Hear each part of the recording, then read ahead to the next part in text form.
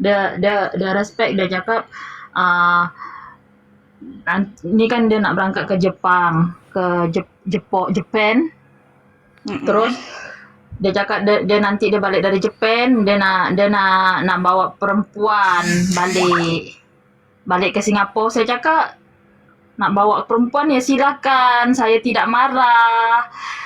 Tapi ingat, apabila engkau dah buat macam gitu, aku masuk Kristen, kau jangan marah aku. Karena aku ada keputusan diri aku sendiri juga, aku cakap. Kau ikutlah kau ikutlah sunnah Rasul Nabi Muhammad, nak kahwin 4, nak kahwin 10, nak kahwin 20, 100, itu kau punya pasal, kau punya diri, kau yang mau, dan aku pun ada diri aku sendiri yang aku mau. Betul, betul. Dah. Jadi saya tak ada marah-marah. Dia nak berdebat, nak berdebat, nak apa dia nak kahwin lagi ikut sunnah Rasul. Ikutlah kau sunnah-sunnah yang mana-mana kau mau ikut. Saya cakap. Yang penting aku sekarang jiwa aku sudah tenang. Aku cakap sudah tenang. Aku sudah ada ketenangan jiwa aku. Aku tak seperti dulu. Kalau dulu iblis semua masuk dalam badan aku. Bahkan aku tak bisa kontrol pada diri aku sendiri. Dan aku sekarang sudah sadar bahwa itu semua tak penting dalam hidup aku, merugikan diri aku sendiri. Sakila tahu nggak ketika Intan memutuskan ikut Yesus Tidak tahu. harus meninggalkan semuanya, diusir dan diceraikan. Ya. Bahkan sampai sekarang tidak ketemu dengan anak Intan. Tidak boleh. Ya. Tapi tidak masalah ya karena ini perjalanan sudah pilihan. Ketika kita mengikuti Yesus Kristus memang semuanya harus dilepaskan. Itu Sakila ya. Dan itu Intan tetap tidak dendam ataupun sakit hati, tidak ada sedikit pun ya. Malah ada rasa kasih dengan mantan Intan dan istrinya yang sekarang karena menikah lagi. Kiranya Tuhan jamah hati mereka semua karena bagaimanapun anak Intan di situ. Udah berapa tahun, 4,5 tahunan mungkin ya, Intan tidak ketemu dengan anak Intan karena memang dilarang keras. Karena mereka takut kalau anak Intan nanti ikut Kristen ya. Jadi ketika Intan berkeputusan suruh memilih antara dia dan Yesus Kristus, Intan pilih Yesus Kristus. Dan resikonya apa Sakila? Kamu tidak boleh bawa apapun, sepeser pun tidak boleh, dan tidak boleh bawa apapun, tidak boleh minta gunung gini dan sebagainya. Dan itu Intan iakan dengan lapang dada Sakila. Karena bagaimana? Karena begini, buat Intan Sakila, Yesus Kristus lebih dari segalanya di atas alam semesta ini, begitu Sakila ya. Jadi jangan takut, tetap setia di dalam dia karena di luar dia tidak ada sedikit pun keselamatan. Itulah kenapa Intan sangat kuat dengan Tuhan Yesus Kristus karena bisa menyaksikan bahwa di luar dia tidak ada sedikit pun keselamatan. Kalau mungkin Intan tidak menyaksikan, Intan nggak tahu. Mungkin yang nggak sekuat saat ini harus kehilangan semuanya rela itu. Itu Intan nggak munafik ya. Kenapa Intan begitu kuat bahkan rela meninggalkan semua kekayaan Intan dan anak Intan dan semua kehidupan Intan. Intan menjadi semiskin-miskinnya ya nggak masalah ya. Karena tadi Intan bisa menyaksikan di luar dia tidak ada keselamatan. Jadi ketika orang-orang RT 6 menfitnah Intan bahwa Intan itu ikut Tuhan demi supermi atau duit atau beras, itu tidak sama sekali, itu fitnah ya. Karena justru Intan ikut Yesus Kristus itu kehilangan semuanya. Dulu Intan banyak duit, dulu Intan mewah, dulu Intan kaya, tetapi sejak mengikuti Tuhan itu miskin, bahkan pernah kelaparan 1 minggu Sakila. 1 minggu karena diboikot, semuanya diboikot, semuanya dirampas.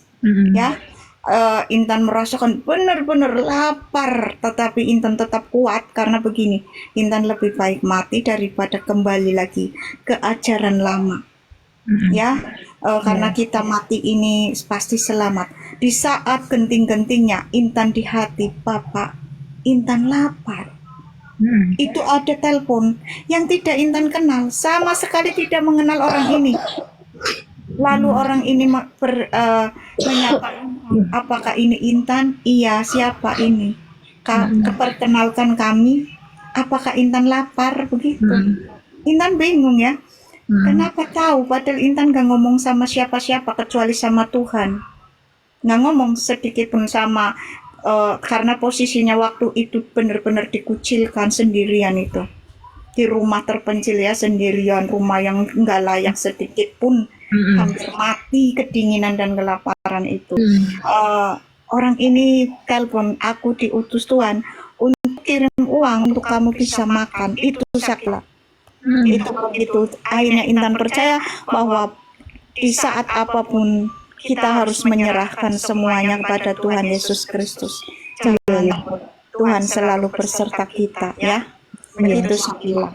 Tapi kalau di Singapura ya, kalau umat Kristen ya teraniaya di sini, kita lapor ke tempat pihak agama Kristen kan, pemerintahan agama Kristen, cepat tahu bantuan mereka tahu.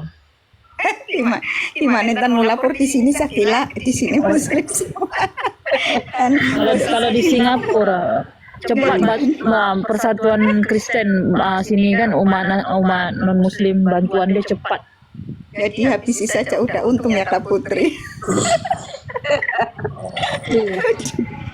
Ya jadi begini Sakila, kenapa orang Kristen itu cepat membantu? Ya membantu itu tidak melihat itu suku agama, tidak. Karena itu wujud kasih. Jadi Yesus kata, aku telah memberikannya secara cuma-cuma, kau pun harus memberikan kasih itu secara cuma-cuma. Enggak boleh kau minta ini minta itu, tak boleh. Iya betul. Bukan secara free, kau pun harus memberikannya dengan free. Itu orang Kristen. Jadi kalau pengajaran tentang sunnah Nabi itu ya, Sakila itu, kalau baca itu menjijikkan semuanya itu. Memang betul. Iya betul. Makanya sekarang ini saya lagi tengah menantang. Ya, jadi itu pengajaran yang begitu menjijikkan, moral, dan tidak ada etika dan moralnya. Tapi mereka yakin melakukan itu dapat pahala, karena sunnah Nabi. Iya. Sunnah Nabi dilakukan dapat pahala, tidak dilakukan tidak apa-apa. Iya. Apalagi orang-orang yang udah balik dari haji tuh, haji umrah, dia ikutlah tuh sunnah Rasul nanti balik yang. Tapi dia tak mikir macam mana hati kita, perasaan kita kan, macam gitu. Iya. Ya, jadi mereka tuh tidak, makanya pikiran dan hati nurani ditutup sama Tuhan juga. Karena mereka pengikut iblis itu susah. Pengikut iblis itu memang dibelenggu. Mereka tuh dibelenggu ya dengan doktrin-doktrin seperti itu. Sunnah-sunnah yang amoral itu, kalau kita jelaskan kepada mereka, mereka bisa tersinggung, bisa marah. Aneh ya Bang ya. Itulah keanehannya umat Islam. Kalau Intan dulu dijelaskan nggak meskipun marah. gini, meskipun dia sekolahnya tinggi, Iya. kelas profesor pun, tapi kalau kita bacakan ini hadis kalian yang tidak ada etika dan moralnya ini, kok bacakan, kalau kau melakukannya kepada keluargamu, istrimu, anakmu, tetanggamu, dan yang lain-lainnya, apa yang akan terjadi pada dirimu? Masuk surga dapat pahala. Iya. Yang penting dia ikut sunnah Rasul. Iya. Makanya itu memang pengajaran yang tidak betul, ya, memang pengajaran tidak betul. Jadi begini, tidak usah takut untuk meninggalkan itu. Jadi kalau misalnya Sakila sudah mantap yakin itu, tinggal ngomong aja ke gereja. Nanti itu kalau ada dianiaya tinggal lapor, apalagi di Singapura. Singapura kan hukumnya bagus, ketat. Iya, Tidak seperti di Indonesia. Di sini ada Menteri Agama. Ya kan? Karena saya tahu Malaysia, Singapura itu hukumnya tuh bagus. Jadi itu nggak seperti Indonesia ini, hukum itu bisa dikalahkan oleh massa. Kalau di sana kan nggak ada masanya kayak gitu. Dia hukum ikutnya rule, aturan, nggak ikut aturan tangkap gitu loh. Kalau dianiaya masuk gitu loh. Nah itu bahkan itu si UAS saja tuh dilarang masuk, mau bilang apa? Melanggar aturan hukum. Nah itu loh. Nah itu memang luar biasa sekali. Jadi nggak usah takut kalau orang Singapura mah, nggak usah takut. Jadi kalau di sini orang-orang yang Kristen itu yang banyak bantu Islam, yang dia lindungi Islam, dia bantu apa patut dibantu. Orang Kristen tak macam mengharap imbalan. Yang penting dia bisa membantu, memberi kasih. Iya. Gitu. Bukannya kayak gini kan kopar kapirkan orang kan? Kan Iya. nggak ada orang Kristen tuh mengkafir-kafirkan orang, kan nggak ada. Kafirkan kau berpikir Bangkong ah. Iya, orang Kristen tuh nggak boleh mengkafirkan orang karena Yesus berkata, kalau saudaramu mengatakan kamu kafir itu harus dibawa ke kantor. Macam di sini ya, macam di Singapura nih, dia ada persatuan dia siapkan rumah untuk sementara. Itu semua itu persatuan Kristen, umat Iya. Kristen. Jadi dia tak pilih ini untuk orang Kristen aja. Tidak, orang Islam boleh, orang Cina Iya. boleh, semua dibantu dia. Itulah Dia tak memandang, oh ini orang Islam, oh tak boleh. Dia tak memandang, dia tak memandang itu. Orang Islam lagi susah, dibantu dia, dikasihnya dulu sementara di sini, dilindungi dulu, dibantu sampailah kita nih bisa sendiri gitu kan. Iya. Gitu, itu hebatnya. Tapi kalau kamu lihat orang Islam punya amal sosial gitu, mereka nggak mau. Kalau kamu mau dibantu dia harus masuk Islam dulu. Iya. Itulah perbedaannya ya. Jadi bapak-bapak, ibu-ibu yang dibawa, itulah perbedaan kasih Allah dengan iblis. Saya berani mengatakan kalau Quran itu kitab setan, karena udah bisa kita buktikan. Iya, Ya. Nah, itu Mbak Intan itu banyak tuh ayat, saya juga punya ayat itu. Tapi udahlah, kita malas baca itu. Kenapa? Ya udah males, itu udah males. Ya, jadi kita sekarang itu bicara itu untuk membuka pikiran orang. Jadi orang tuh punya kecerdasan, Takut punya pengetahuan untuk takut berpikir. takut gini salah cakap kan ada yang report nanti saya kena ban lagi. Nggak apa-apa. Gini Sakila, tapi pesan Intan ya buat Sakila. Tetap perlakukan semua yang di situ ya, orang-orang RT 6, orang-orang Muslim ini dalam kasih gitu. Sakila nggak bisa membenci ya, karena kebencian itu bukan datang dari Roh Kudus itu Sakila ya.